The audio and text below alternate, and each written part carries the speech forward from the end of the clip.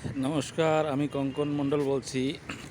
এই দেখুন, মেরিনা পার্কের পাশে যে সাগর আছে, সাগরের পাশে এখানে দেখুন গণেশ পূজা হওয়ার পর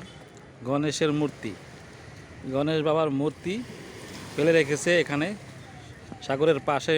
মেরিনা পার্কের পাশে গণেশ ভগবানের মূর্তি কিভাবে পড়ে আছে দেখুন। এখানে কমসে কম এখানে 15-16টা মূর্তি এখানে পড়ে আছে। আর এই মূর্তিগুলোর সদ্ব্যবহার বা পুনরুদ্ধার অথবা পরিষ্কার পরিচ্ছন্নর ব্যাপারে কোনো চিন্তাভাবনা কারণ নেই। এইভাবেই তো আমাদের সমাজ বা আমাদের দেশ দূষিত হচ্ছে। দেখুন, এটা পরিষ্কার করার জন্য কোনো ব্যবস্থা করা দরকার।